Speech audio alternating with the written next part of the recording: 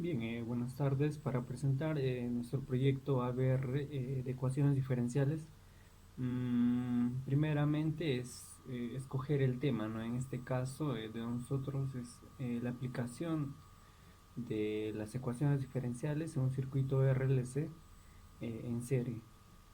Como objetivo principal tenemos conocer la respuesta de un circuito RLC en serie cuando no existe fuentes externas con magnitudes de excitación y aplicado los conceptos de simulación de aplicaciones simples.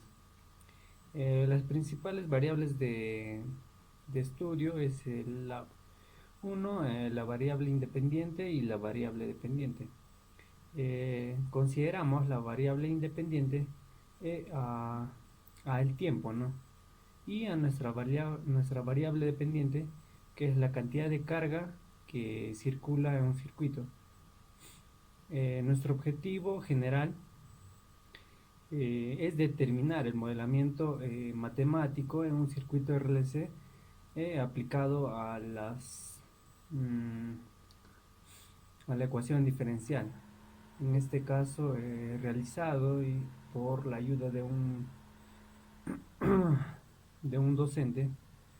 Los objetivos específicos tenemos que mediante el uso de ecuaciones diferenciales y la experimentación física eh, se puede hallar el modelo matemático de los distintos fenómenos físicos que ocurren en la vida diaria.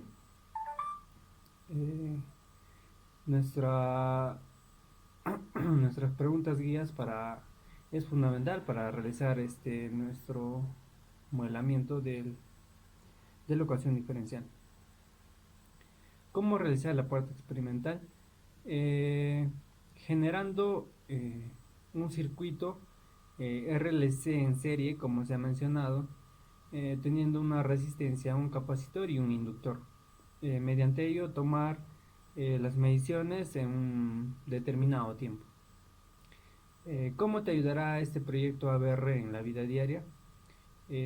Nos servirá para aplicar circuitos de oscilaciones o variables de sintonización en filtros audiofrecuentes de pasa baja, pasa alta y pasa banda y circuitos de pulso de descarga. Ya. Hola, bueno, mi nombre es Fritz Lorenzo Chimena Víncula. Voy a explicar sobre el modelamiento de la ecuación diferencial. Bueno, en un circuito RDC con una resistencia R, una inductancia L y un condensador C, veíamos que al entrar en una corriente E, que depende del tiempo, sale otra corriente V, que es una modificación de corriente de entrada dependiendo de R, L y C. Según la ley de Kirchhoff, una corriente en un circuito cerrado presenta la suma algebraica de las caídas en voltaje igual a cero. Acá tenemos datos teóricos que explican con estas cosas. Bueno, el caso principal es que la equivalencia de Kirchhoff, la cual nos dice que E, función en tiempo, va a ser igual a L por la segunda derivada de Q respecto al tiempo, más R por la primera derivada de Q con respecto al tiempo, más Q sobre C, siendo Q la corriente, la carga eléctrica. Bueno, nuestra función es la siguiente. Para comprobar la cantidad de carga de un circuito RS en serie con respecto a la medición de un multímetro y el valor hallado mediante las ecuaciones diferenciales, dicho circuito tiene una resistencia de 100 kiloohmios, un inductor H y un capacitor de 0.1 F y un voltaje de entrada de 9 voltios, si la corriente y la carga inicial son cero. Y Q es la magnitud de carga que se circula dentro del circuito en un tiempo t. Lo que tenemos que platicamos hace un momento sobre la ecuación de Kirchhoff. Y bueno, colocando otro sería. Bueno, tenemos que el voltaje es igual a 8.5 voltios, resistencia es igual a 100.000 ohmios y la L es igual a 1.10 a menos 6. Y tenemos que C es igual a 2,2 por 10 a la menos 6.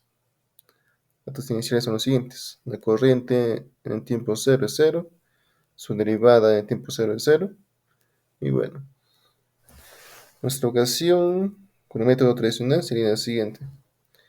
Acá tenemos nuestra ecuación ya repasada. L 10 a la menos 6, R 100.000, C. En este caso, como tenemos 1 entre C, lo ponemos en la siguiente forma. 10 a la 6 sobre 2,2. Bueno, ahora hallando sus raíces, de esta forma tenemos la siguiente, ¿no? 10 a menos 6 por d al cuadrado por q más 100.000 d por q más 10 a la 6 entre 2,2 por q es igual a 8,5. En nuestro caso tenemos raíces diferentes y reales. Siendo una raíz igual a menos 4,5454, otra raíz de d sub 2 igual a menos 10 a la 11. Bueno, entonces tenemos que la solución homogénea va a ser igual a constante 1 por e a la menos 4,5454 por t, más constante 2 por e a la menos 10 a la 11 por t. Bueno, ahora la solución particular va a ser una constante, ya que en nuestra ecuación principal tenemos que e es una constante. Bueno, pero si q es una constante, su derivada también es una constante. Y su segunda derivada va a ser también una constante, que es 0. Constante igual a 0. Y esto es acá repasando en la ecuación que tenemos por acá. Nos va a quedar de la siguiente forma. 0 más 10 a la 6 sobre 2,2 por c igual a 8,5. Y acá, despejándose, tenemos que c va a ser igual a 1,87 por 10 a la menos 5. Bueno, esta es nuestra solución particular. Ahora, para las constantes 1 y 2, pasamos con las soluciones, con los datos iniciales. Tenemos que q sub 0 es igual a 0, pero nuestra q, que es la suma de la solución homogénea más la particular, tenemos lo siguiente, que va a ser C1 por e a la menos 4,5454 por t, más C2 por e a la menos 10 a la 11 de t, eso más 1,87 por 10 a la menos 5. Reemplazando t igual a 0, nos quedaría lo siguiente. Constante 1 más constante 2 más 1,87 por 10 a la menos 5. Ahora su derivada quedaría de la siguiente forma. Su derivada va a ser igual a 0 también, pero esto en la ecuación que tenemos acá pasando, nos quedaría como menos 4,5454 por la constante 1 menos 10 a la 11 por constante 2. Ahora aquí tenemos un sistema de ecuaciones de dos variables, en la cual nos sale que la constante 1 va a ser igual a menos 1,87 por 10 a la menos 5, y la constante 2 va a ser igual a 8,4999 por 10 a la menos 16. Bueno, por lo cual ahora tenemos la solución de la corriente, o su ecuación en función del tiempo, lo cual será igual a menos 1,87 por 10 a la menos 5 por e a la menos 4,5454 t más 8,4999 por 10 a la menos 16 por e a la menos 10 a la 11 por t más 1,87 por 10 a la menos 5. Bueno, ahora la solución con el método de Laplace. Esta vez vamos a usar primero para la I, que es la derivada de la Q, de la carga eléctrica. Tenemos aquí la siguiente ecuación. En este caso, la diferencia que tenemos E va a ser su derivada respecto al tiempo. Y como es una constante, bueno, 8,5, tenemos que su derivada va a ser igual a cero. Entonces acá tenemos lo siguiente, ¿no? Reemplazando según las conversiones de Laplace, tenemos que 10 a la menos 6 por s al cuadrado por y en función de s, menos s por y sub 0 con t igual a cero, menos la derivada de y, pues en tiempo cero, más 100.000 por s por y en función de s, menos y en tiempo cero, más 10 a la 6 sobre 2,2 por y en función de s igual a cero. En este caso, por cuestiones de comodidad, hemos puesto y en vez de i mayúscula o i minúscula. Bueno, ahora factorizando y mayúscula en función de s, nos quedaría, empezando un dato tenemos que y sub s va a ser igual a cero, dotes iniciales. Su derivada también va a ser igual a cero. Entonces nos queda deduciendo 10 a menos 6 por s al cuadrado por y mayúscula función de s, más 100.000 por s por y mayúscula función de s, más 10 a la 6 sobre 2,2 por y mayúscula función de s igual a cero. Aquí si factorizamos y sub 0, nos quedaría esto por una ecuación, pero acá tenemos un dato importante, que es igual a cero. Y si 0 dividimos entre esa ecuación, nos quedaría igual a cero. Entonces tenemos acá que y sub s va a ser igual a cero. Y ahora, haciendo la inversa de transformar en Laplace, tenemos ahora que i va a ser igual a cero en función del tiempo. Bueno, ahora tenemos aquí los datos teóricos obtenidos, toda esta unidad de Coulomb. Tenemos acá que la cadena que en tiempo 1 va a ser esta de acá, 1,85 por 10 a la menos 5. Y también acá tenemos todos los datos de eso. Bueno, gracias. Bueno, continuando con la exposición, vamos a abarcar la parte experimental. Los materiales y equipo que se utilizaron fueron, en primer lugar, el protoboard, una resistencia de 100K, capacitores, batería de 9 voltios, un inductor, cable macho y por último el multímetro.